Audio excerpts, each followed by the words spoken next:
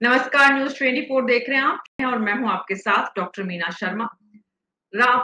BJP के अमित शाह और JP Nadda ने लंबा मंथन किया। बीजेपी राजस्थान में जो कुछ चल रहा है उसको लेकर। उस मंथन के बाद बहुत सारे संदेश दिए गए। अमृत निकला, ज़हर निकला, क्या कुछ हुआ, उसको लेकर किसी तरह की कोई उस तरह की टिप्पणी, प्रतिक्रिया सब बचते रहे, क्या कुछ हुआ बैठक में। लेकिन कुल मिलाकर जो बात सामने है वो ये है कि अब पार्टी जो शुरू से कहा जा रहा था पूरी की पूरी कमान केंद्रीय नेतृत्व ने अपने हाथ में ले ली है और बहुत जल्द टिकटों का जो पहली वितरण की लिस्ट है उसकी सुगबुगाहट अब तेज हो गई है। सवाल ये है कि बीजेपी के राष्ट्रीय अध्यक्ष और देश के गृह मंत्री अमित शाह ने लंबी मैराथन बैठक के बाद पार्टी के नेताओं को जो संदेश दिया है, क्या वो संदेश पार्टी के वरिष्ठ नेता ग्रहण कर पाए हैं? जो कुछ कहा गया है उसका असर आने वाले दिनों में दिखेगा या फिर पार्टी में जो गुटबाजी और जिस तरह की तस्वीरें चल रही हैं वो आगे भी रुकेगी नहीं।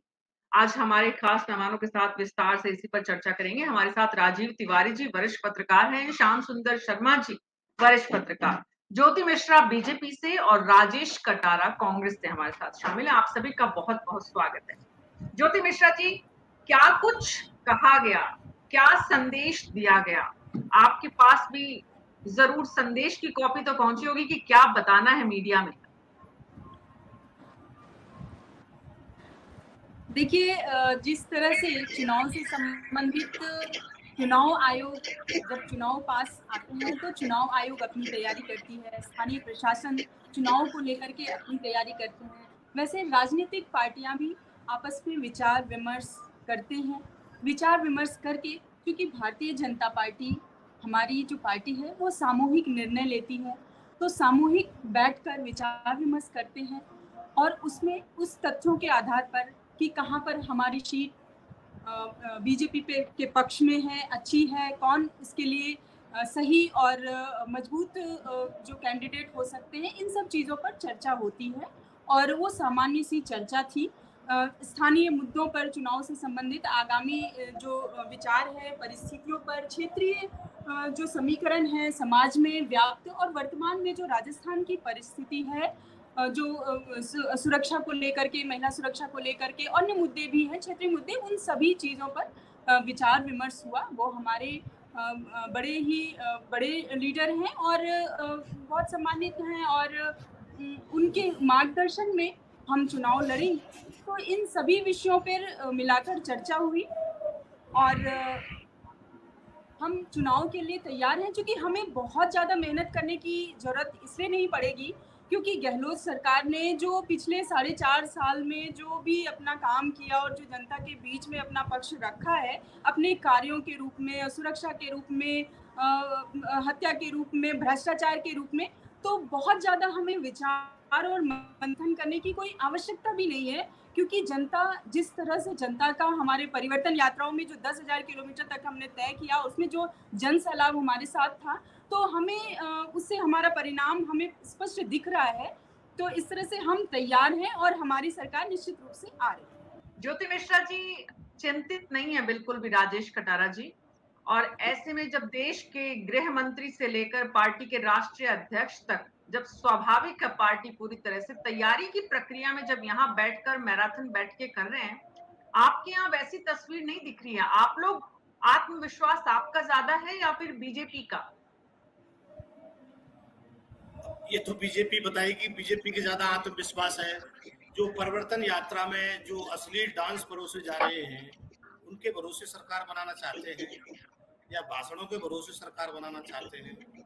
ये 4 यात्राएं निकाल चुके हैं, पर जनता अभी तक ये नहीं समझ पाई कि उन यात्राओं का मकसद क्या है, जनता को क्या देना चाहते हैं, जनता को क्या फायदा पहुंचाना चाहते हैं। कांग्रेस इसलिए आश्वस्त है कि कांग्रेस ने की जो योजना है जन कल्याणकारी, हमारे सम्मानीय जननायक अशोक गहलोत जी की, वो आम आदमी तक पहुंच रही है। नीचे से लेकर ऊपर तक हर व्यक्ति को फायदा मिल रहा है।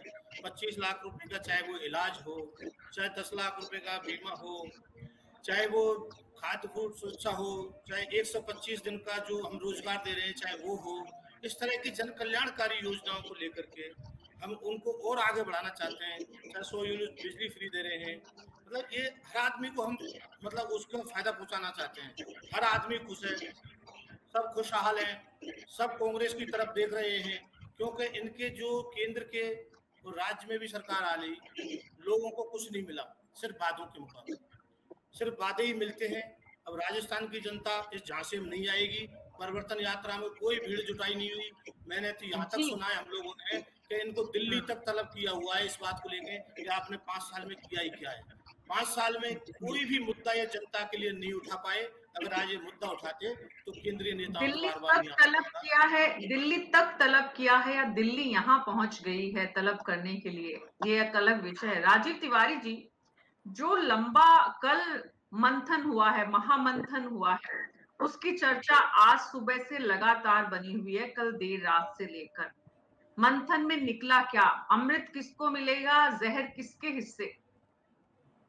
देखिए, ये तो अभी अगले 1 सप्ताह में मालूम पड़ जाएगा कि मंथन में अमृत किसको मिला और कौन को जहर निगलना पड़ेगा।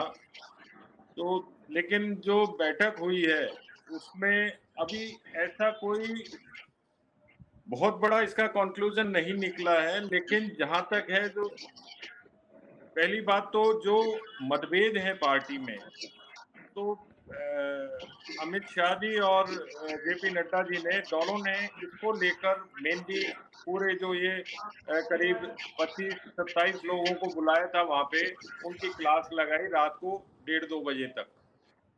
उसमें मेन मुद्दा यही था कि आप लोगों के मतभेद की वजह से जो हमारी परिवर्तन यात्राएं हैं उनमें वो आशातीत सफलता नहीं मिल पाई जो मिलनी चाहिए थी।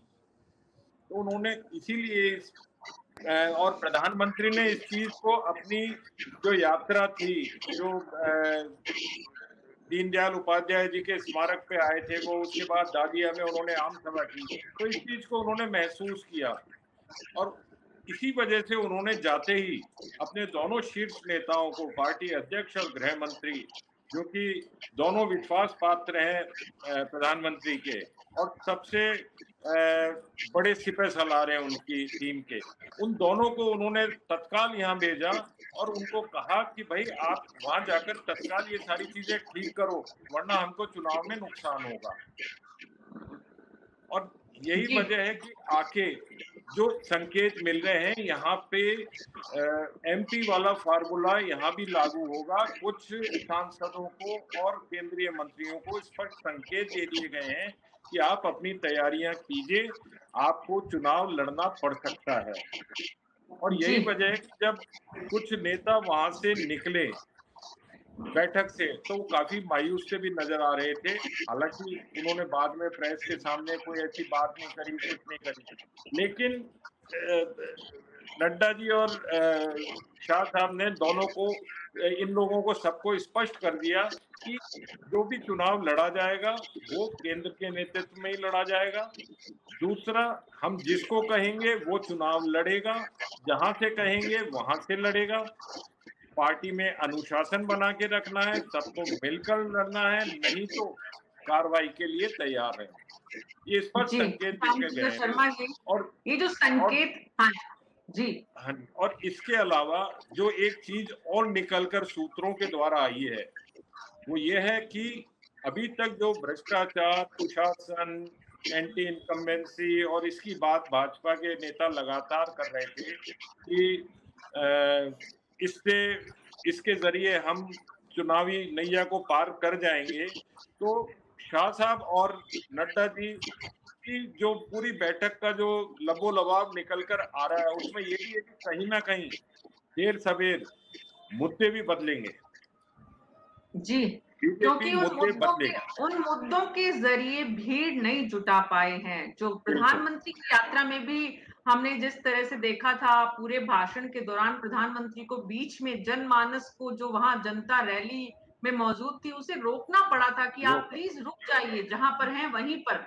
और प्रधानमंत्री की उस बात को भी सुना नहीं गया था जनता के द्वारा, क्योंकि वो अपनी लय में चल रहे थे। जिस तरह से आए, बुलाकर लाया गया, उसी तरह से उनको लगा समय हो गया है, वापस निकलना है। कुछ इस तरह की तस्वीर प्रधानमंत्री ने देखी और उसी का नतीजा ये था कि उन्होंने अमित शाह को और जेपी नड्डा को भेजा।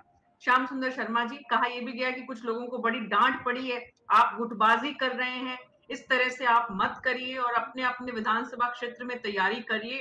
और उसी की वजह से जो राजीव तिवारी जी ने कहा है कि कुछ लोग निकलते समय बड़े मायूस थे। देखिए मीना जी, जो स्थितियां प्रधानमंत्री की बैठक से पहले हुई और जिस प्रकार से वसुंधरा जी ने अपने घर पर नारी शक्ति बंधन का सूत्र बांधा अपने हाथ में और कहा था उनको कि मैं राजस्थान में रहने वाली हूँ, राजस्थान से जाने वाली नहीं हूँ, तो आखिर ये सब चीज वसुंधरा जी को कहना क्यों पड़ा प्रधानमंत्री की बैठक से पहले?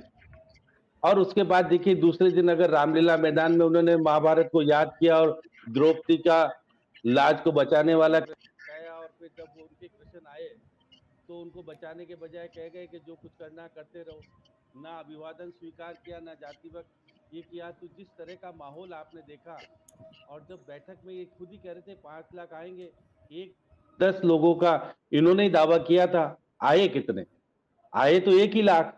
तो देखिएगा प्रधानमंत्री ने जिस प्रकार का माहौल देखा कि जिस तरह से बगावत की स्थिति पैदा होने वाली थी, क्या होने वाला था मुझे नहीं पता, उनको चिंता लगी कि देखिएगा कि यदि इस तरह की स्थिति बनी तो हम जो कुछ तैयारी करते आए और जो हम परिवर्तन यात्रा में जिसके माध्यम से हम देना चाहते थे, हम एकता के सूत्र में बंधे हुए, वहां तो अंतर कलह और सब चीज सामने आ गई।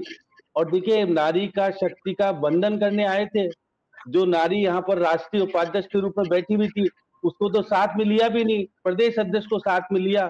और नारियां जब पैदल चल रही थी तो एक नारी जब थी उसको जब तो उस समय तो थी नहीं, उनके प्रकट होने के बाद ही रानी साथ में आई, तो लेकिन बैठे तो साथ में, बातचीत का सिलसिला शुरू नहीं हुआ। और सही बात है, जब दीनदयाल जी के जन्मस्थली गए थे, आरएसएस के लोगों से क्या गोपनीयता के ऊपर बात हुई प्रधानमंत्री जी की, उसके बाद क्या कुछ हुआ जो दिल्ली जाकर के उनको जेपी नड्डा और अमित शाह को राजस्थान जयपुर भेजना पड़ा। सबकी बैठकें तो दिल्ली में हो रही थी, इनको यहाँ भेजना पड़ा। और देखिएगा वसुंधरा जी वैसे तो राजघराने की किसी की डेथ हुई थी झालावाड़ में, वहां थी, रात को 8 बजे इनके लिए बैठक शुरू की गई। और बैठक शुरू होते वक्त देखिए जिस प्रकार से अभिवादन होता है, आप देखिए प्रदेश अध्यक्ष तो साफा वाफा पहना रहे थे, लेकिन जिस प्रकार से फूल छिड़क के लिया जाता है, लिया उन्होंने। और अब देखिए आते वक्त भी उनको रिसीव किया, जाते वक्त विदाई भी दी। और जो कह रहे थे कि संघ वालों से बातचीत करेंगे, संघ वालों से बातचीत नहीं हुई। लेकिन ये कोर कमेटी की बैठक तो नहीं थी, क्योंकि कोर कमेटी की बैठक में कुलदीप बिश्नोई को क्यों लाया गया? आप देखिएगा नितिन पटेल को क्यों बुलाया गया? और अर्जुन मेघवाल वगैरह सब बाकी लोग तो थे, लेकिन जो ये चुनाव प्रबंधन कमेटी के लोग जो निर्धारित किए हैं, बीएल संतोष को, सबको बुला करके रात भर इतनी लेट तक बातचीत की। और जब वसुंधरा जी निकलती तो कहती थी बहुत अच्छी मीटिंग रही, बताती कुछ भी नहीं, फिर चल के चली जाती है। अब गजेंद्र सिंह शेखावत बताते बहुत मुद्दों पे बातचीत हुई, मुद्दे कौन से थे, कुछ छोटी मोटी बातें बता करके वो बताने नहीं चाहते। अब देखिएगा क्योंकि मध्य प्रदेश और छत्तीसगढ़ में आपने 2 लिस्टें जारी कर दी, राजस्थान की 1 लिस्ट भी अभी तक जारी नहीं हो पाई। क्या कारण है, क्या विवाद है, ये अभी तक किसी को पता नहीं पड़ रहा ना। अब देखिए बार बार कहा जा रहा है कि दिव्या कुमारी को हवा महल से उतारा जाएगा, अर्जुन लाल मेघवाल को अगर खाजूवाला से उतारा जाएगा, या कैलाश चौधरी को बाड़मेर से कहां से उतारा जाएगा, भागीरथ चौधरी को किशनगढ़ से उतारा जाएगा। ये सब सांसदों को उतारने की तैयारी जब होती है जब आप कमजोर स्थिति के होते हो, सांसदों को नहीं होता। विधायकों को सांसदों का चुनाव तो मैंने लड़ते हुए देखा और चुनाव। और आप देखिएगा कि अभी हाल ही में जिस तरह से मुख्यमंत्री ने उपराष्ट्रपति के ऊपर चार्जेस लगा दिए थे, क्या उपराष्ट्रपति राहुल गांधी को घेर रहे थे प्लानी में? तो जो जिस तरह का जो वातावरण, और ओम बिरला का बार बार आना, अभी भी बैठे हुए थे यहाँ पर, तो देखिएगा वो निगाहें रखते हैं राजस्थान पे।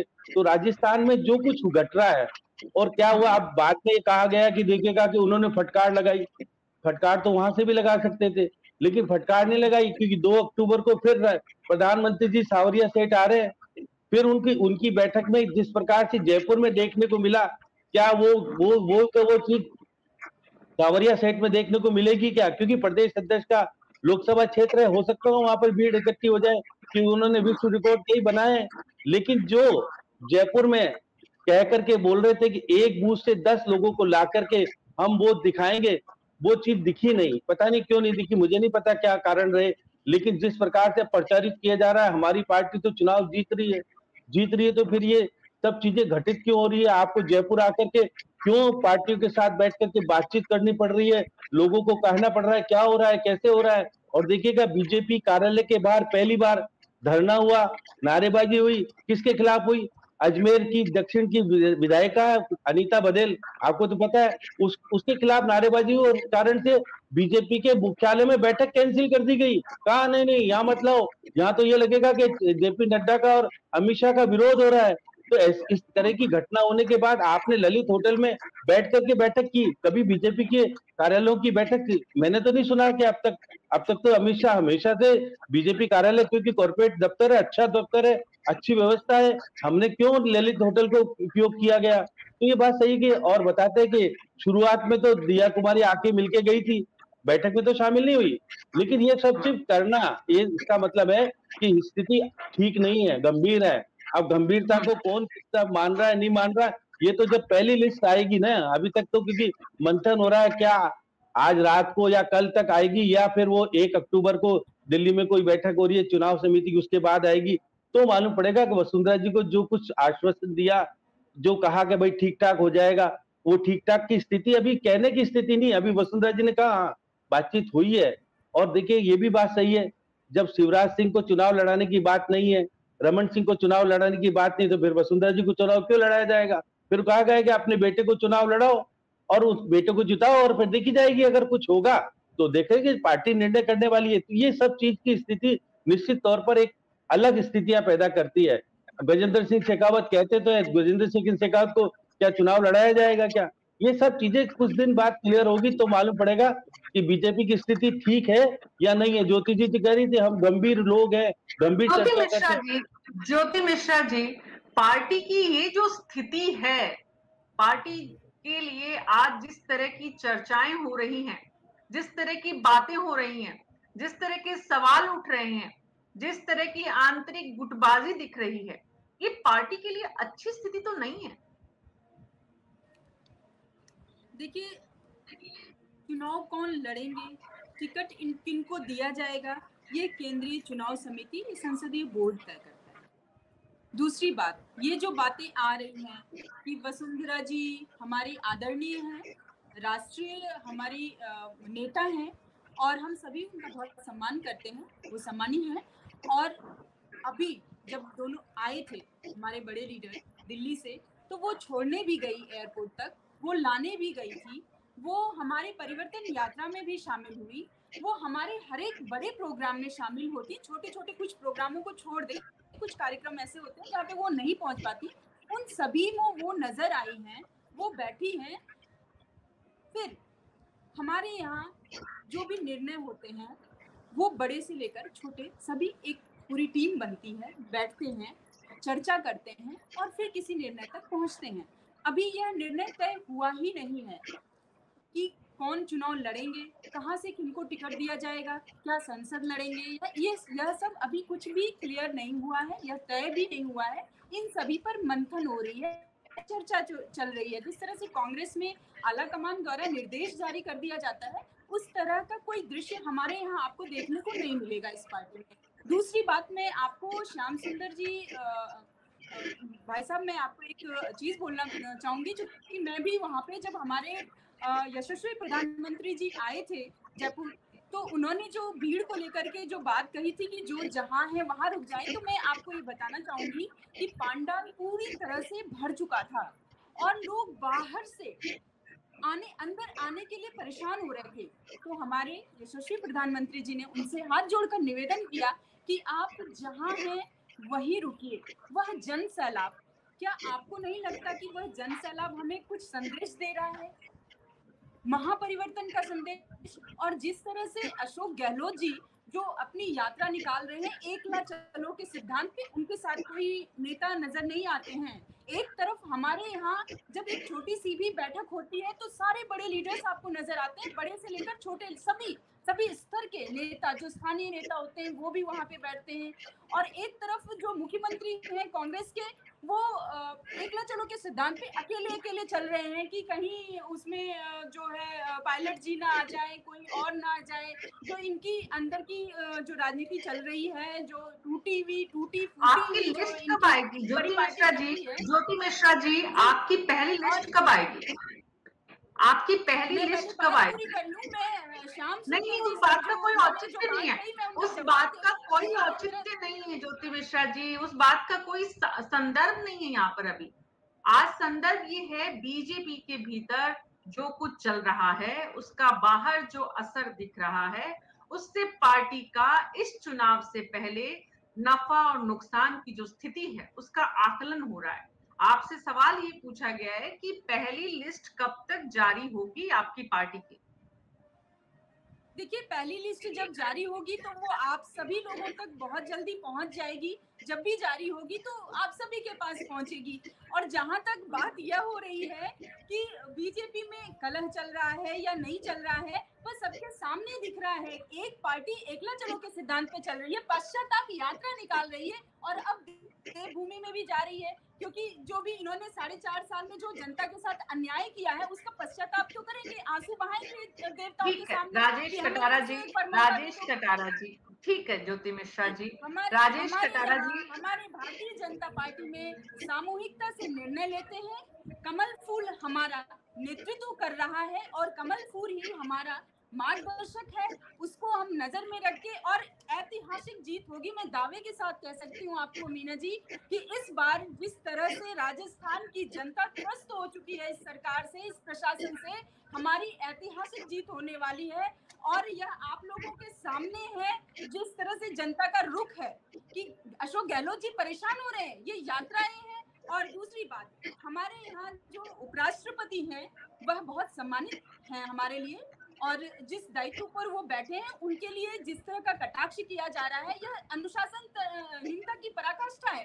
आप देखिए ना, उनका गृह क्षेत्र है ये। यहाँ एक व्यक्ति जो इस तरह के पद पे बैठा हुआ गृह क्षेत्र में नहीं आ सकता। भूल गए, ये आज का विषय नहीं है, ये आज का विषय नहीं है। 24 घंटे पहले ये बात हो चुकी है। अब आने वाले दिनों में फिर अगर उपराष्ट्रपति उस पर कोई रिएक्शन देते हैं, यहाँ रिपीट किया गया, इसलिए मैं उसका जवाब देना उचित समझती हूँ इस बात को। और जिस तरह से गहलोत सरकार जो है 4.5 साल के बाद अपना प्रचार प्रसार करने निकले हैं कि हम योजनाएं भी दे रहे हैं, हम ये भी दे रहे हैं, तो पहले क्यों नहीं दिए? कोरोना काल में चुपचाप क्यों बैठे रहे? क्यों आपने तुष्टीकरण की नीति करी? क्यों तुष्टीकरण की राजनीति करी? लेकिन उसके बाद भी मुख्यमंत्री अशोक गहलोत की तमाम कमियों के बाद भी केंद्रीय नेतृत्व मुद्दों को लेकर कहीं न कहीं परेशानी जाहिर कर चुका है कि ये जो मुद्दे विपक्ष इस वक्त उठा रहा है इनमें दम नहीं है, जनता तक आप कन्विंस नहीं कर पा रहे हैं, पहुंचा नहीं पा रहे हैं, और इसलिए मुद्दों को और ज्यादा फोकस करना होगा कि चुनाव किस मुद्दे पर लड़ा जाए। ये भी चिंता का विषय कल की बैठक में देर रात तक इस बैठक में ये बहस हुई है, और आपकी पार्टी के नेताओं ने बिना कैमरा के इस बात को स्वीकार किया है। केंद्रीय नेतृत्व इस बात को लेकर चिंतित है कि आप जो कुछ कह रहे हैं, आप जितनी भी बातें कर रहे हैं, उन बातों के बाद भी बीजेपी के लिए उतनी मजबूत जमीन बुनियाद तैयार नहीं हो पा रही है, और इसीलिए चिंता हो रही है। बहरहाल राजेश कटारा जी, देखिए चुनाव एक मिनट, चुनाव का समय है, शीर्ष नेतृत्व हमारे यहाँ आए हैं, बेशक आएंगे। श्रेष्ठ जो नीति होगी, चुनावी नीति, उस पर चर्चा होगी, बैठकर आपस में विचार विमर्श होगा। किस क्षेत्र की क्या स्थिति है, यह इस पर भी चर्चा होगी। यह तो एक सामान्य सी बात है। बिल्कुल सामान्य बात है। बिल्कुल मान ली आपकी बात, और हमारे दर्शक, राजस्थान की जनता भी आपकी बात होने जैसी कोई स्थिति है ही नहीं। बिल्कुल आपकी बात को माना, ना चिंतित होने की स्थिति है पार्टी में, ना ही इसमें कोई अजीब बात है, परेशानी की बात है। ये स्वाभाविक प्रक्रिया है कि राष्ट्रीय अध्यक्ष जेपी नड्डा और अमित शाह, गृह मंत्री, प्रधानमंत्री की यात्रा के ठीक अगले दिन तुरंत अचानक कार्यक्रम बनाकर आते हैं। पार्टी राजनीतिक चुनाव है, चर्चा करती है, स्वाभाविक है। लेकिन राजेश कटारा जी, स्वाभाविक ये भी नहीं है कि आपके मुख्यमंत्री कहते हैं कि 2 महीने पहले टिकट वितरण नाम तय हो जाने चाहिए, लेकिन हो नहीं पा रहा है आपके यहाँ भी। जी, क्या है, कई परिस्थितियां होती है पार्टी की भी, कई काम होते हैं, तो वो पार्टी का अंदरूनी मामला है क्या है। कई बार सामने वाली पार्टी को देख के भी कई टिकट किए जाते हैं, तो टिकट की लिस्ट आना है, टिकट वितरण होना कोई बड़ा मुद्दा नहीं है। बड़ा मुद्दा ये है कि जनता, राजस्थान की जनता आपकी तरफ देख रही है। अभी मेरे वरिष्ठ पत्रकार भाई साहब ने बोला था कि कुछ नेता बीजेपी के होटल से निकले तो उनका मुंह लटका हुआ था। केंद्रीय नेतृत्व को मालूम चल गया भाई ये खुद तो डूबेंगे, हमको डुबोएंगे, तो उन्होंने तुरंत जेपी नड्डा जी को, वो गृह मंत्री अमित शाह जी को जयपुर भेजा। प्रधानमंत्री जी को देख चुके थे, उस भीड़ के अंदर क्या मौसम पैजार हो रही थी, कई वीडियो भी आ रहे हैं, आपने भी देखे होंगे इस तरह के। कोई अनुशासन नहीं था। आज वसुंधरा जी राजस्थान की बीजेपी की तो प्रथम महिला ही मानता हूं मैं एक तरह से। वो प्रथम महिला को किस तरीके से इन्होंने दरकिनार कर दिया। क्या अगर वो 2 शब्द बोल लेती जनता के लिए, उन्होंने 10 साल यहाँ शासन किया है, 2 शब्द अगर किसी जनता के लिए बोल लेती तो क्या हो जाता उससे। तो इस तरह की दुर्गतियां हो रही है। कभी महिला आरक्षण की बात करते हैं, हाँ महिला आरक्षण कहाँ दिखाई दे रहा, आपको कहीं दिखाई दिया? इतनी बड़ी सीनियर लीडर को इन्होंने दरकिनार कर दिया। फिर क्या मैडम बोल रही है अभी कि अशोक गहलोत जी अकेले जाते हैं, तो अकेले जाना है फौज लेके, कोई लड़ने थोड़ी जाना है, कोई सुरक्षा थोड़ी लेके जानी है, सारे मंत्रियों को साथ लेके जाओ, जो घोषणा करनी है वो सीएम साहब कर रहे हैं घोषणाएं, बाकी के नेता हमारे क्षेत्र में काम कर रहे हैं, बाकी के लोग अपने क्षेत्र में जा रहे हैं। तो ऐसा कोई भीड़ जुटाने का वो थोड़ी है, कोई इवेंट प्रोग्राम थोड़ी है। प्रधानमंत्री जी आए कि इवेंट की तरह से, जिस तरह से रैंप बनाया गया है स्टेज तक, आज प्रधानमंत्री जी जनता के बीच में कम से कम चुनाव के टाइम ही चल लेते तो अच्छा रहता, अच्छा मैसेज जाता। इनकी परिवर्तन यात्राओं में ये सिर्फ कांग्रेस की बुराई करने के लिए परिवर्तन यात्रा निकाली, क्या सत्ता के लिए ये सारा काम करते हैं? कम से कम ये कहते हैं कि साहब कांग्रेस ने ये काम गलत किया है, हम इसके बदले ये काम करेंगे, या ये 25 लाख के इलाज दे रहे हैं, हम 50 लाख के इलाज देंगे, इस तरह की गारंटियां देते तो जनता भी कुछ समझती। ये तो सिर्फ कुछ नहीं, सिर्फ कांग्रेस की बुराई ढूंढनी है। 100 काम अच्छे हुए, एक काम खराब हो गया तो एक काम का प्रचार करना है। कम से कम जनता की तरफ देखो। कोरोना के बाद में आज क्या हालात हो गए देश के या राज्य के, कई सारे कुछ लेके नोटबंदी, जीएसटी, इस तरह के थोप दिए गए जनता के ऊपर। आज जनता कितनी बेहाल है। सिलेंडर दे दिए, उज्ज्वला योजना में सिलेंडर दे दिए साहब 1200 रुपए में, कोई भराने की हिम्मत है? आज आम आदमी भराने से परेशान हो रहा है। सवाल जो था वो भूल गए आप, बाकी सब बता रहे हैं। सवाल ये है कि अब चुनाव का समय है, और जो चुनाव जिन जिन राज्यों में साथ होने जा रहे हैं, उन कुछ राज्यों में उम्मीदवारों के नामों का ऐलान भी होना शुरू हो चुका है। लेकिन राजस्थान में स्थितियां दोनों ही राजनीतिक दलों के लिए उतनी अच्छी नहीं है। सवाल ये भी है राजीव तिवारी जी, चाहे प्रधानमंत्री आते हों, चाहे अमित शाह आते हों, जेपी नड्डा जी भी, जिस तरह का जेस्चर रहा, जो वीडियो सामने आ रहे हैं, जिस तरह की मुलाकात में सद्भाव और जो एक तरह से जेस्चर जो एक दूसरे को लेकर बचने की प्रतिक्रिया है, जो गर्मजोशी होती है मिलने को लेकर, वो कुछ लोगों के साथ नजर आती है, कुछ लोगों के साथ नहीं आती है। इससे भी पार्टी का कार्यकर्ता संदेश लेता है, जनता ऑब्जर्व करती है, देखती है, वो भी बताता है कि यहाँ पर स्थितियां बहुत विपरीत हालात में है। देखिए, ये तो निश्चित है कि दोनों ही पार्टियों में इस तरीके के हालात हैं कि यहाँ मोदी जी आते हैं तो कुछ नेताओं को बहुत तवज्जो देते हैं, कुछ को बिल्कुल इग्नोर कर देते हैं। और मोदी जी का ये बहुत पुराना रवैया है कि वो जिससे अगर दोस्ती रखेंगे तो खुलकर रखेंगे, और जिससे नाराजगी रखेंगे तो उसके साथ पूरी तरीके से नाराजगी से पेश आएंगे। तो यही स्थिति वहां पे भी रही। लेकिन वसुंधरा जी की भी एक तारीफ की बात है ये कि वो उस दिन प्रधानमंत्री की जब सभा थी तो वो एन मौके पे स्टेज पे आई, जब प्रधानमंत्री स्वयं स्टेज पर आ चुके थे और उनको बराबर की कुर्सी मिली, सब कुछ हुआ, आपस में उनका संवाद नहीं हुआ, दुनिया ने देखा। और यही दुनिया पे असर डालता है जब लोगों को लगता है कि आप अपने इतने बड़े बड़े नेताओं के साथ इस तरीके का व्यवहार करते हैं तो आम मतदाताओं के साथ फिर व्यवहार कैसा होगा। जब आप अपनी पार्टी में ही सब लोग मिलजुल कर नहीं रह सकते तो फिर आप पूरी दुनिया से, मतदाताओं से, आम जनता से मिलकर कैसे रहेंगे? यही स्थिति कांग्रेस में जब मल्लिकार्जुन खड़गे और राहुल गांधी आए थे तो उन्होंने भी देखी। तभी राहुल गांधी ने जाते जाते दिल्ली पहुंचते ही ये एक बयान दिया कि हमारे यहाँ राजस्थान में कड़ी टक्कर है, एमपी और छत्तीसगढ़ हम जीत रहे हैं। तो ये संदेश भी उन्होंने कहीं ना कहीं पार्टी के हालात को देखकर ही दिया था, नेताओं के बीच मतभेद को देखकर ही दिया था। आज भी गहलोत जी जैसे अपनी यात्रा निकाल रहे हैं, 18 जिलों में अकेले जा रहे हैं, तो उनको चाहिए था कि वो इतने सीनियर लीडर उनके पास मौजूद हैं। जन आधार वाले नेता मेरे ख्याल में बीजेपी से ज्यादा कांग्रेस के पास आज की तारीख में राज्य में हैं, तो उनको 4-4, 5-5 जिले बांट देते कि भैया 10 जिलों में मैं जा रहा हूँ, 4-4, 5-5 में आप भी जाओ। पार्टी को और मजबूत करो, माहौल बनाओ, अपने जो भी कार्यक्रम है उनकी जानकारियां दो। अकेले गहलोत जी कितने जिलों में जाकर इन सब की जानकारियां देते रहेंगे? खाली अखबारों में विज्ञापन देने से जनता को सबको मालूम नहीं पड़ता है। आज जयपुर में 50 लाख की आबादी है, लेकिन हम सारे अखबार अगर देख लें जो छपकर बढ़ते हैं तो वो 7-8 लाख से ज्यादा नहीं है। तो बाकी के जो 42 लाख लोग हैं उन तक वो संदेश कैसे पहुंचेगा? तो वो नेताओं को ही जाकर और जनता के बीच जाना होगा और अपनी सारी जो भी नीतियां हैं, अपने कार्यक्रम हैं, उनके बारे में जनता को बताना पड़ेगा। और बिल्कुल यही वजह है कि जब आम मतदाता इन सब चीजों को देखता है तो खुद कंफ्यूज हो जाता है कि मैं किस तरफ जाऊं, वो खुद असमंजस में आ जाता है। बिल्कुल। और ऐसे में सवाल ये भी बहुत बड़ा है कि वो जो मतदाता असमंजस में है, परेशानी में है, उसके पास विकल्प क्या है? उसको इन्हीं दोनों में से किसी एक को चुनना है, क्योंकि तीसरे के लिए कोई राजस्थान में बहुत बड़ी संभावनाएं हैं नहीं, और दोनों ही तरफ इस तरह की गुटबाजी साफ दिख रही है।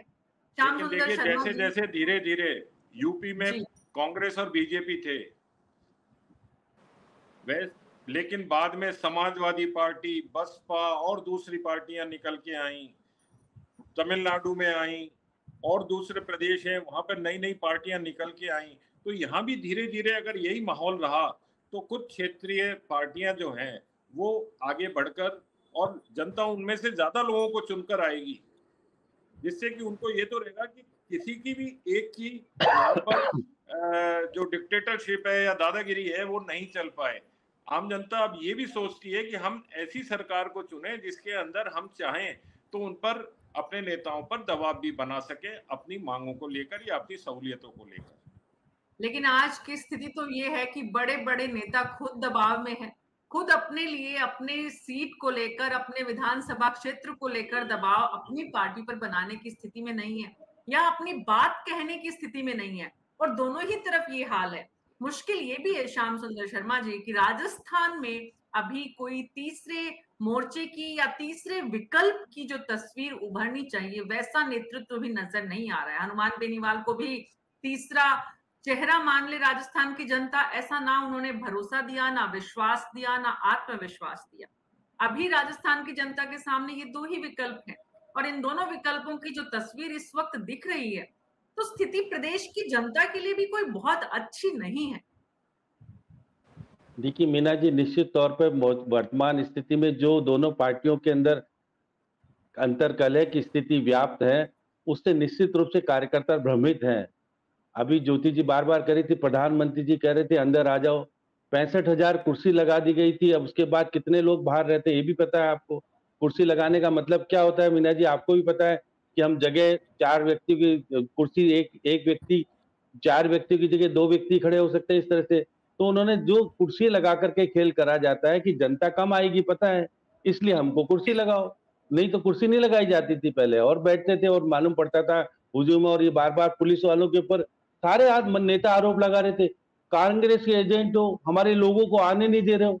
आप अपनी महिलाओं की व्यवस्था, इतने दिन पहले से आप कह रहे थे हमने महिलाओं को व्यवस्था दी है, व्यवस्था उस वक्त क्या चौपट हो गई थी, कहाँ हुआ था? पुलिस वाले बीच में कहाँ से आ गए?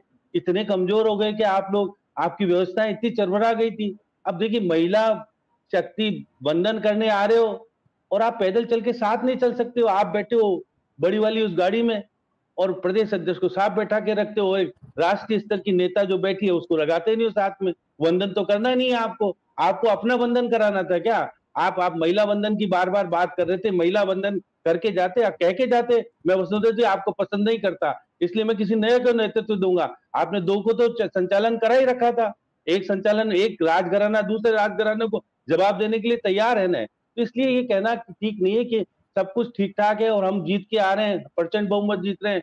और देखिए कांग्रेस भी बार बार कह रही है, अभी कह रहे हैं अकेला ही चलो रहे, मुख्यमंत्री जी के साथ तो प्रशासनिक भीड़ चलती है, के बाद मालूम पड़ेगी भीड़ किसके पास कितनी रही। देखिए कल आ रहे हैं, चुनाव आयोग कल आ रहा है, फुल चुनाव आयोग तैयारियों का जायजा लेने आ रहा है, बहुत जल्दी आचार संहिता भी लगेगी। इसलिए चिंता का विषय यह है कि हमने मध्य प्रदेश और छत्तीसगढ़ में दो दो लिस्टें जारी कर दी और राजस्थान की पहली लिस्ट को जारी करने में इतनी दिक्कत आ रही है। हम दिल्ली की बजाय जयपुर में बैठ करके समझाने आ रहे हैं कि देखिएगा ऐसा नहीं चलेगा, ऐसा करना पड़ेगा, वैसा करना पड़ेगा। मना कौन कर रहा है? यही अमित शाह थे 2018 के चुनाव में, राष्ट्रीय अध्यक्ष थे और प्रधानमंत्री जी प्रधानमंत्री थे, फिर अपनी सरकार को बचाने में कामयाब क्यों नहीं हुए? इसलिए वो पुरानी कसक को दिल में बैठाए हुए हैं कि कहीं पुरानी चीज फिर दोहरा नहीं जाए। इसलिए वो एक एक चीज को, एक एक सीट को बहुत महत्वपूर्ण मान के चल रहे हैं। बहुत सारे, अब देखिएगा आप तो चूरू का पता है कि राजेंद्र राठौड़ चूरू से चुनाव लड़ने की इच्छुक नहीं है, करे तारानगर दे दो, राजाखेड़ा दे दो। अब देखिएगा अगर प्रदेश का प्रतिपक्ष का नेता की स्थिति ये हो रही हो, अब सतीश पूनिया कह रहा है आपके तो एक बार तो लड़े थे राजगढ़ से चुनाव लड़े, जमानत जब्त हुई थी ना उनकी, अब आमेर में क्या होगा, क्या पता क्या होता है। तो ये देखिएगा जो स्थितियां बन गई है उससे ये है कि आप अपने क्षेत्र को पनपा नहीं पाए और जिस तरह की स्थितियां एकता के सूत्र में बंधा रहना चाहिए था नहीं बन पाए। अब इसलिए तो सतीश पूनिया को हटाना क्यों पड़ा? सीपी जोशी को लेके तो आ गए, आप फिर उसको स्वतंत्र रूप से काम करने का अधिकार ही नहीं दे रहे हो। तो ये सब चीजें हैं कि केंद्र तय करेगा, सब कुछ चीज केंद्र करेगा, फिर राज्य के नेता करेंगे क्या? बाहर वाले नेता तो चुनाव से पहले आएंगे। देखिए बहुत अभी 200 लोगों का, विधायकों का पूरा जमावड़ा रखा था, अमित शाह ने रिपोर्ट ली, अमित शाह और सबको रिपोर्ट के बाद ही तो चिंता का विषय है कि ये तो आपस में ही हो रहे हैं। और जब वसुंधरा जी अपने क्षेत्र में परिवर्तन यात्रा जाती, गायब रहती है, खुद के क्षेत्र में अगर परिवर्तन यात्रा में शामिल नहीं हो रही है तो इसका मतलब क्या है? इसका मतलब है गंभीर स्थिति है, उनकी कोई सुन नहीं रहा। अब उनकी सुन नहीं रहा तो वो भी कह रही है कि प्रधानमंत्री जी आप मुझसे 1 साल बड़े हो, तीसरी बार प्रधानमंत्री बनने के लिए तैयार हो, मैं 1 साल छोटी हूँ और तीसरी बार मुख्यमंत्री बनाने के लिए मुझे तैयार नहीं हो। ये तो परिस्थितियों का खेल है। अब परिस्थितियां क्या लेगी क्या नहीं।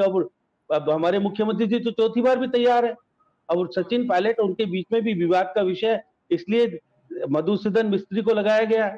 मधुसूदन मिस्त्री ना तो मुख्यमंत्री की सुन रहा ना सचिन पायलट की, वो तो जिले में जा रहा है, देख रहा है, उसने भी 25 ऑब्जर्वर भेजे थे, गोगोई ने भी कह रखा है। तो देखिए क्या है कि निश्चित रूप से जो सुनील गोलू मोलू का जो आया है सर्वे, उस आधार पर गंभीर विषय है। कटारा जी आप भी बहुत ज्यादा जीतने की स्थिति में नहीं हो, इसलिए राहुल गांधी को छत्तीसगढ़ में, मध्य प्रदेश में कहना पड़ा। मध्य प्रदेश और छत्तीसगढ़ तो जीत रहे हैं, राजस्थान की स्थिति ठीक नहीं है। आप भी मंच में बैठाते हो, वो तो यह है कि अगर वो उसने कह नहीं होता कि इनको भी बुलाओ तो आप भी सचिन पायलट को आउट कर देते जैसे वसुंधरा जी को आउट किया, क्योंकि सरकारी कार्यक्रम की तरह कर रहे हो आप कार्यक्रम। पार्टी का कार्यक्रम है, पार्टी के अध्यक्ष को पता ही नहीं है कुछ। पहले कहा राष्ट्रीय अध्यक्ष बोलेंगे, उन्होंने कहा राष्ट्रीय अध्यक्ष बाद में बोलता है, भाई पहले राहुल गांधी बोलेगा। राहुल गांधी को बड़ा साबित करते हो, यही तो दिक्कत है, स्थितियां ठीक नहीं है। और हनुमान बेनीवाल ने भी आज सालासर में डोक कल तो मुख्यमंत्री से लगाई, आज उन्होंने भी लगा दी कि मैं भी आ रहा हूँ पीछे पीछे, अब मुझे भी कुछ दे दो या मिला लो। पहले तो बीजेपी ने उनको आशीर्वाद दिया इसलिए पार्लियामेंट के मेंबर बन गए। अब ज्योति मिर्धा को उनके खिलाफ लड़ाया जाएगा या नहीं लड़ाया जाएगा? ज्योति मिर्धा को लाने वाला कौन था? उपराष्ट्रपति थे, इसलिए उपराष्ट्रपति को चाहते, उपराष्ट्रपति और किसको लिया है पता नहीं ना। अभी जब जो चीजें अभी अंदर है वो बाहर कब आ जाएगी? पहली लिस्ट आने के बाद कितना विरोध होगा, किस पार्टी के लोग हनुमान बेनीवाल में जाएंगे, कौन बीएसपी को पकड़ेगा, कौन कहां पकड़ेगा, अभी कुछ कहने की स्थिति नहीं है। कौन बीजेपी से कांग्रेस में चला जाएगा ये भी पता नहीं है, और कांग्रेस से बीजेपी में आ जाएगा ये भी पता नहीं है। तो ये परिस्थितियां थोड़ी लिस्ट आने दो, उसके बाद कुछ चीजें सामने आएगी। विद्रोह की स्थिति दोनों तरफ है, काबू में कौन कर पाएगा? क्योंकि देखिए प्रधानमंत्री जी ने तत्काल चिंता का विषय करा, जाओ कुछ करो, नहीं तो फिर ये विस्फोट हो जाएगा। अगर वसुंधरा जी ने ऐलान कर दिया। ज्योति मिश्रा जी, ये जो कैलाश में एक बार का क्या हुआ अभी पता नहीं है, यार बाहर भी नहीं किया, उनको निलंबित करके छोड़ दिया। इसलिए वसुंधरा जी को मनाओ कि कुछ गड़बड़ नहीं करते, क्योंकि बुजुर्गों में कुछ भी नहीं है तो फैलाने का तो काम करेंगे। इसलिए दोनों तरफ गंभीर विषय बना हुआ है। अब कितना कितना किसको होगा तो अभी थोड़ा टाइम तो इंतजार करना ही पड़ेगा। जी, टाइम हर दिन निकल रहा है। ज्योति मिश्रा जी, देश के प्रधानमंत्री G20 का समिट करते हैं, विदेशी मेहमानों से मिलते हैं, जिस गर्मजोशी के साथ उनका स्वागत करते हैं और अभिवादन करते हैं, जब अपने ही लोगों से, अपनी ही पार्टी के राजस्थान में आते हैं, मंच पर बैठते हैं तो मुंह फेर लेते हैं। दोनों ने एक दूसरे से आंख नहीं मिलाई, एक दूसरे को अभिवादन तक नहीं किया। एक मुख्यमंत्री रही है 2 बार, पार्टी की वरिष्ठ नेता है, आपकी समकक्ष थी। जब आप गुजरात में मुख्यमंत्री थे, वो भी यहाँ मुख्यमंत्री थी। और अभी भी जिस तरह से अमित शाह और जेपी नड्डा आए, ऐसा लग रहा था वो भी एक दबाव में। इससे पहले अमित शाह और जेपी नड्डा कम से कम वसुंधरा राजे से बहुत जबरदस्त गर्मजोशी से अभिवादन करते रहे हैं। वसुंधरा राजे भी जब रात को बैठक के बाद निकलती हैं तो किसी तरह बचने की कोशिश करती हैं, मीडिया से बात करने का साहस, उत्साह जुटा नहीं पाती है। चेहरा बता देता है कि सब कुछ सही नहीं है। तो ये जो स्थितियां हैं, ये जनता भी देख रही है। आपको नहीं लगता कि पार्टी के भीतर कार्यकर्ता है, नेता है, उन पर भी इसका कितना जबरदस्त नकारात्मक असर पड़ रहा है? देखिए, सबसे पहले मैं श्याम सुंदर जी, जो हमारे सर हैं, सम्मानित हैं, उनको मैं एक थोड़ा सा मेरा उनको पता नहीं मोदी जी पर उन्होंने क्या देखा कि महिलाओं का उन्होंने सम्मान नहीं किया। जिन्होंने 25 साल से लंबित जो हमारा आरक्षण का मामला था, मुद्दा, उनको लाकर हमें 33% रिजर्वेशन देकर नीति निर्धारण में बिठा दिया। इससे बड़ा सम्मान क्या होगा, आप बताइए। एक प्रधानमंत्री जी जब राजस्थान आते हैं, जन सैलाब होता है। मैं तो ज्योति जी यही कह रहा हूँ कि हमारी भी राष्ट्रीय स्तर की नेता थी। अरे आप सुन तो, आप कह रहे हो ना बार बार, चले या नहीं चले, नहीं मैं नहीं कह रहा हूँ, नहीं है। मुझे लगता है कि इससे बड़ा सम्मान वह महिला को और क्या देंगे। एक जो संत है वह प्रधानमंत्री के रूप में आता है और हमें 33% रिजर्वेशन नीति निर्धारण में देकर जाता है। इससे बड़ा उपहार हम महिलाओं के सम्मान के विषय में नहीं हो सकता। दूसरी बात है कि जहाँ तक कि महिला सम्मान की बात है, तो मैं फिर कहती हूँ कि वसुंधरा राजे जी हमारी राष्ट्रीय लेवल की नेता हैं और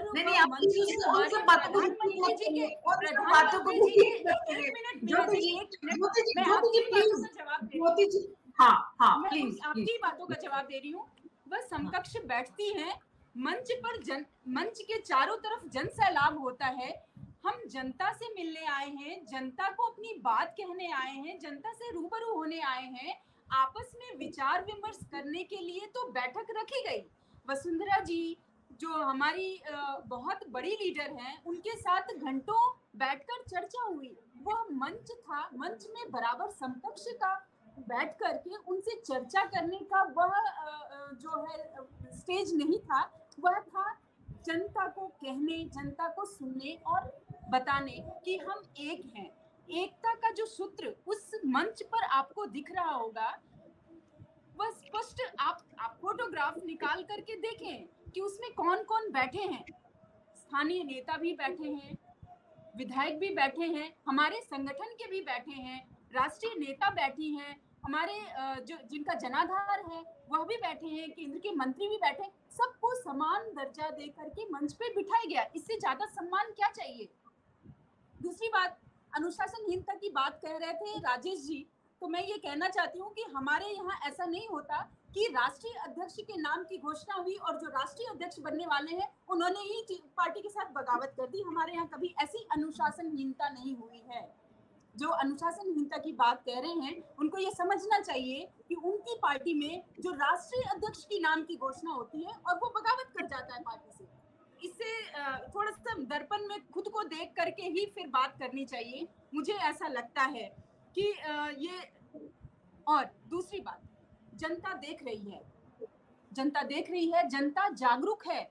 वह समझती अब रोटी कपड़ा और मकान बेसिक चीजों पर जनता नहीं टिकी है। जनता देख रही है अपनी सुरक्षा, जनता देख रही है अपने राष्ट्रीय स्तर पर, उन अंतर्राष्ट्रीय लेवल पे उसके देश का क्या स्थिति क्या है, सम्मान क्या है?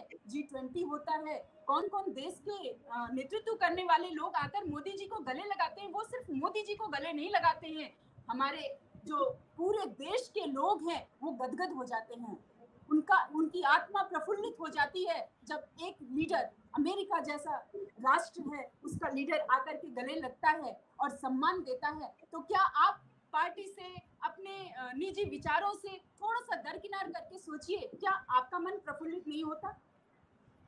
सिर्फ रोटी, कपड़ा, मकान, और वो भी नहीं दे पा रहे हैं गहलोत सरकार। हमें चिंता इस विषय का है कि राजस्थान में बेसिक चीजें, जो सुरक्षा है, जो सड़क है, जल है, जल जीवन क्या किया इन्होंने घोटाले पे घोटाले करने शुरू कर दिए, नौजवानों को रोजगार, यह बेसिक चीजें हैं जो नहीं दे पा रही है जनता को राजस्थान की सरकार। और हमारे प्रधानमंत्री जी सम्मान बढ़ा रहे हैं, जो बेसिक चीजें वो तो मिल ही रही है। हर एक योजना, आवास योजना, रोजगार को लेकर के, सुरक्षा को लेकर के, आयुष्मान भारत पर जाइए आप, हर चीज के लिए प्रधानमंत्री जी ने उसके बाद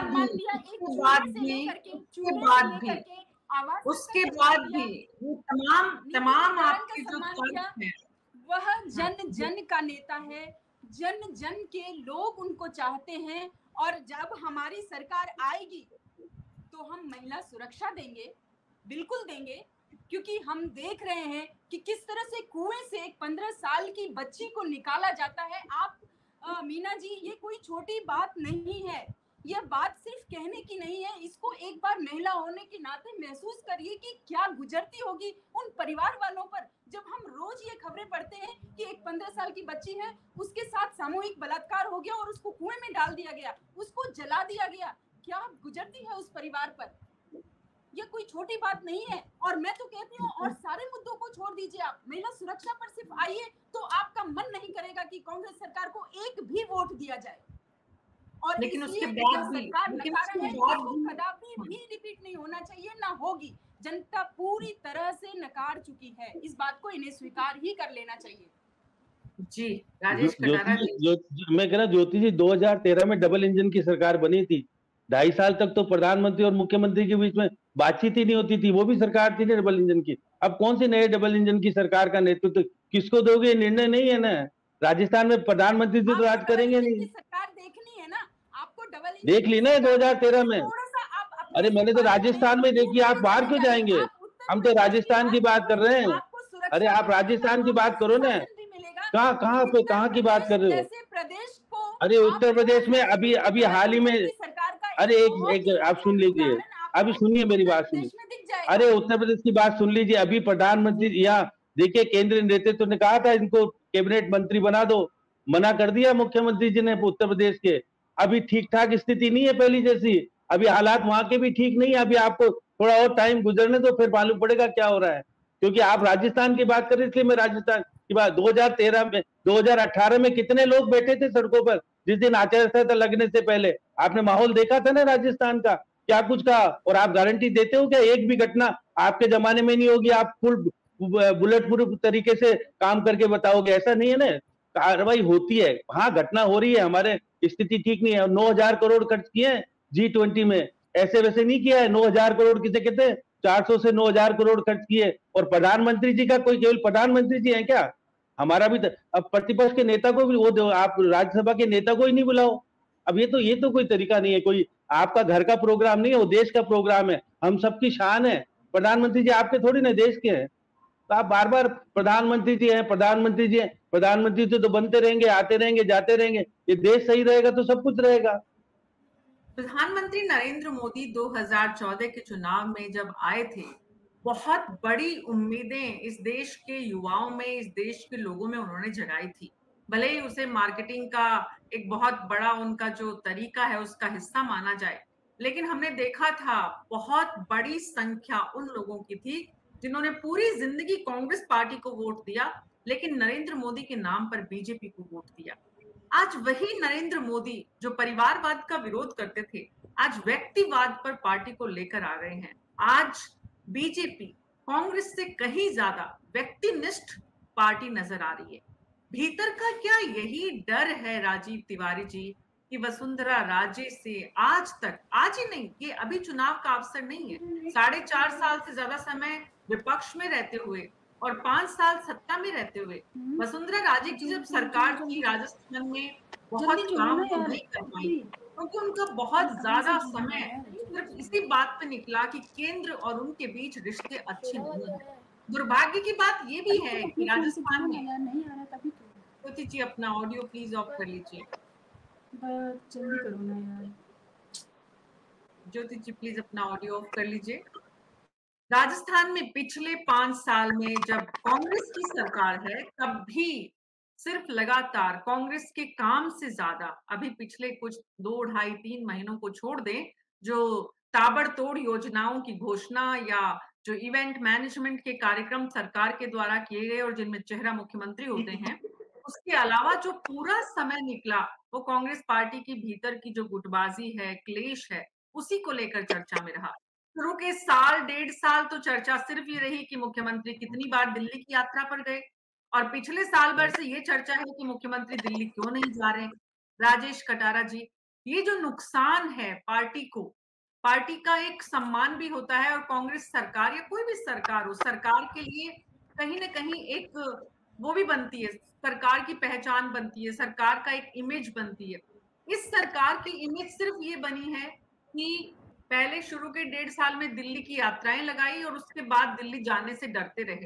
भले ही बीजेपी के पास आज बहुत बड़े मुद्दे बनाने को नहीं है बिकॉज ऑफ उनकी आंतरिक गुटबाजी, लेकिन परफॉर्मेंस की बात जब करेंगे, जनता के बीच आप जब जा रहे हैं, तो ये मुद्दे भी कांग्रेस पार्टी के लिए भी उठेंगे।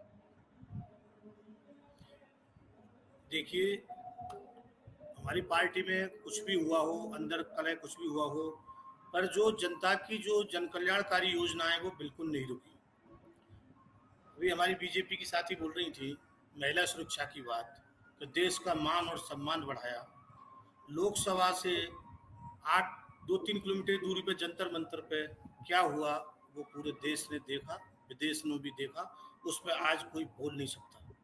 अभी मैं एक समाचार सुन रहा था, मणिपुर में प्रदेश अध्यक्ष बीजेपी की ये शारदा देवी जी, उनका कल घर जला दिया गया। इतनी चिंतित हैं वो कि वहाँ रहने तक के लिए तैयार नहीं है। कोई नेता गया, मणिपुर की घटना याद करोगे आप। हमारी सरकार में कुछ भी घटना हुई थी पर सरकार ने तुरंत कार्रवाई करी। कितने जल्दी फैसले आते हैं, कितने जल्दी अपराधी को अरेस्ट किया जा रहा है, कितने जल्दी पीड़िता को सहायता दी जा रही है। सरकार का काम है चीजों को रोकना। 100% FIR दर्ज होती है। आज जो रेशो बढ़ा है अपराध का, वो FIR दर्ज हो रही है, उससे आंकड़े आ रहे हैं। 100% FIR दर्ज, पहले FIR दर्ज ही नहीं होती थी, सुनवाई नहीं होती थी। धीरे धीरे चीजें काम में, लॉ एंड ऑर्डर की कई मजबूरियां होती है, उसके लिए सरकार को भी कुछ करना पड़ता है। आज सरकार हर तरह से जनता के साथ है। जनता से जो चीज निकल के आ रही है वो हमारे अशोक गहलोत जी कर रहे हैं। आज जो भी बजट पेश किया हमारे जननायक अशोक गहलोत जी ने, तो आम आदमी से पूछा, बीजेपी वालों से भी पूछा, आप भी सुझाव दीजिए, भाई हम कहीं गलत है तो आप बताइए, हम जनता के लिए आए हैं चुन करके, भाई जनता के काम करेंगे हम, ना कि मुद्दों की बात करेंगे। क्या होता है मुद्दों से? आज ये मुद्दों की बात करते हैं, आज ये बड़ी बात इंटरनेशनल बात करते हैं। गांव का आदमी किसान बैठा है, वो इंटरनेशनल बात क्या समझता है? वो उसको खुद को फायदा पहुंचना चाहिए। आज कृषि बिल लाए, ये क्या हुआ कृषि बिल का? 700-800 आदमी मर गए, किसान बेचारे मर गए। वो आज तक क्या जवाब दिया? क्या प्रधानमंत्री जी ने कभी 2 मिनट उनके लिए कोई संवेदना प्रकट की? क्या उस मुद्दे पे बात की? जिस मुद्दे पे ये दो बार चुनाव लड़ चुके हैं, जिस मुद्दे पे चुनाव लड़ते हैं, उस मुद्दे को ये बिल्कुल भूल जाते हैं और नया मुद्दा लेकर के आ जाते हैं, नई गारंटी देने लग जाते हैं, फिर उसको धो करके फिर साफ कर देते हैं। आज हमारे कांग्रेस, जब वो लोग कांग्रेस में होते हैं तो उनकी 1000 बुराइयां करते हैं, कल वो बीजेपी में चले जाते हैं तो वो वॉशिंग मशीन से धुल जाते हैं। जब भी चुनाव आता है या इस तरह की कोई गतिविधियां होती है पार्टी की, ईडी का छापा शुरू हो जाता है। अभी कल ही हमारे गृह मंत्री जी का छापा पड़ा है। इस तरह से डराया धमका जा रहा है, प्राइवेट लिमिटेड बना के रख दिया इस चीज को। आज देश की कोई जनता की कोई चिंता ही नहीं इनको। इस तरह के हालात लेकर के, इस तरह के वातावरण देश में बनाओगे तो क्या होगा? आज देश में कोई आदमी सुरक्षित महसूस नहीं कर रहा, हर आदमी आक्रोशित है, हर आदमी बेचारा आतंक के साये में जी रहा है। आज इनकी पार्टी में कोई एक आदमी बता दो जिसने सच बोला हो और उसको दंड ना मिला हो। और हमारी पार्टी में कोई भी सच बोलता है, चाहे सरकार के खिलाफ भी बैठा, ये लोकतांत्रिक प्रक्रिया है, चाहे वो अफसरों के खिलाफ बैठे, सरकार के खिलाफ बैठे, उसके सुनी जाती है हमारे यहाँ। हर आदमी को बोलने का हक होता है। बोला हो उसको बाहर का रास्ता नहीं दिखा दिया गया, पराजित नहीं होता है। बिल्कुल आपकी पार्टी की तरफ से ही निकला है ये। पूरे पिछले 5 साल में यही बात सबसे ज्यादा सुर्खियां बटोरी है इस लाइन ने कि सत्य पराजित नहीं होता है।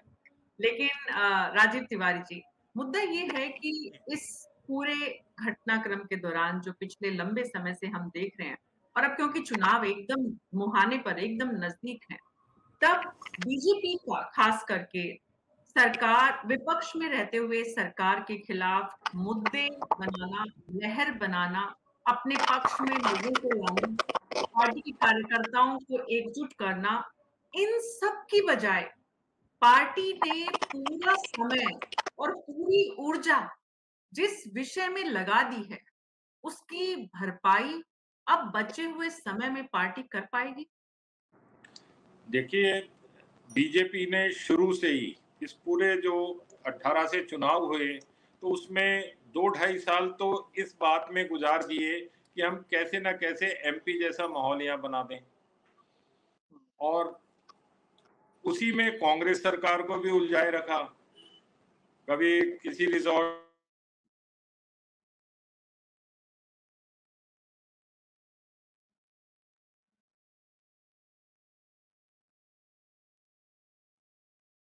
ऑडियो ऑन करिए सर, ऑडियो ऑडियो ऑन। तीसरी चीज जो सबसे महत्वपूर्ण थी वो ये कि वसुंधरा जी सीन से गायब रही। वो एक जन नेता जो भीड़ इकट्ठी कर सकती थी, किसी मुद्दे पर सरकार को घेर सकती थी, ना वो विधानसभा में दिखती थी, ना वो किसी प्रदर्शन में दिखती थी, ना किसी वो और दूसरे जो पार्टी के कार्यक्रम होते थे उनमें दिखाई देती। ये तो पिछले 3-4 महीने में आप देखें, जब से थोड़ा सा चुनाव का माहौल बना है, तो वसुंधरा जी वापस से लाइमलाइट में और इसमें दिखनी शुरू हुई हैं। अदरवाइज ये 4-5 जो नेता थे वही इस पूरे अभियान में जुटे रहते थे। पहले पूनिया जी, उसके बाद सीपी जोशी जी, राजेंद्र राठौड़, राज्यवर्धन सिंह राठौड़ और ये गजेंद्र सिंह शेखावत। तो जब जनाधार वाला कोई नेता ही आगे सामने सरकार के खिलाफ नहीं आएगा विपक्ष से, तब तक विपक्ष की ओर से सरकार के खिलाफ आम जनता में माहौल ही नहीं बनेगा। आप देखिए, आडवाणी जी राम मंदिर को लेकर जब यात्रा लेकर निकले तो वो एक जनाधार वाले नेता थे। वो जब यात्रा लेकर निकले तो पूरे देश में एक माहौल बना। तो इस तरीके का कोई प्रयास ही बीजेपी की तरफ से नहीं हुआ कि हम अगले चुनाव के लिए एक ऐसा आधार तैयार करें इस सरकार के खिलाफ, जिससे कि हमें बहुत जो ट्रेंड है उस ट्रेंड के अनुसार ही हमारी सरकार वापस आ जाए। 5 साल कांग्रेस, 5 साल बीजेपी। तो ये अगर चाहते तो इतने मुद्दे थे शुरू से। ये भाषणों में तो सब बोलते हैं, लेकिन जनता के सामने कोई नहीं जाता कि साहब नारी शोषण हो रहा है, अपराधों में महिलाओं के खिलाफ अपराध बढ़ गए, भ्रष्टाचार हो गया है और बहुत सारी। तो आप जन आक्रोश रैली निकालेंगे, लोग नहीं आते। और जब जन आक्रोश रैली निकल रही होती है, दूसरा नेता दूसरा काम कर रहा होता है। तो वो सारी चीजें वो जनता भी तो देखती है ना कि जब पार्टी ही बटी हुई है तो हम इनसे मिलकर क्या करेंगे। बिल्कुल, ये सबसे बड़ी वजह है कि बीजेपी एक स्ट्रॉन्ग विपक्ष की भूमिका यहाँ पर इन पिछले 5 साल में नहीं निभा पाई। नहीं और निभा पाई विपक्ष। वही कारण है कि आज प्रधानमंत्री को भी, जेपी नड्डा जी को भी, अमित शाह जी को भी, बीएल संतोष को भी, इन सारे बड़े नेताओं को यहाँ पर इतनी मशक्कत करनी पड़ रही है। जी, और ये मशक्कत तब करनी पड़ रही है, उन लोगों को करनी पड़ रही है जो 2019 के चुनाव में जीत के बाद ये कह रहे थे कि इस बात का सर्वे होना चाहिए, इस बात पर शोध होना चाहिए कि हमारा चुनावी प्रबंधन कितना जबरदस्त है। राजस्थान में ये जो चुनावी प्रबंधन दिख रहा है बीजेपी का, निश्चित रूप से पार्टी को इसका फायदा तो नहीं होने वाला है। पार्टी की चर्चा सरकार के खिलाफ मुद्दों पर बात करने से ज्यादा अपने आंतरिक गतिरोध को कैसे मिटाएं, इस पर ही ज्यादा हो रही है। और यही वजह है कि पार्टी के वरिष्ठ नेताओं का भी आत्मविश्वास उस तरह का नहीं है कि वो सरकार के खिलाफ मुद्दों पर बात कर सके, बल्कि चर्चा सिर्फ इस बात पर होती है कौन किसको कब कितनी देर में मना रहा है, कौन रूठ रहा है, कौन मुख्यमंत्री बनेगा, कौन कपड़े सिलवा चुका है, किसके कपड़े काम में नहीं आने हैं, किसको विधानसभा क्षेत्र बदलना है और किसको पार्टी विधानसभा क्षेत्र नहीं बदले, इसके लिए दूसरे नेता पूरी ताकत लगाएं। ये बात बहुत ज्यादा गौरतलब है कि वे प्रतिपक्ष के नेता और जिन्हें मुख्यमंत्री का चेहरा समझा जा रहा है, कुछ लोग तो उसे समझ ही रहे हैं, चाहे पार्टी का फैसला कुछ भी हो, वो अपना विधानसभा क्षेत्र बदलने की बात कर रहे हैं। ये बात सही भी है। बहरहाल आप सबका बहुत बहुत शुक्रिया न्यूज़ 24 पर हमारे साथ इस चर्चा में शामिल होने के लिए। कल शाम 6 बजे फिर मुलाकात होगी। तब तक के लिए नमस्कार।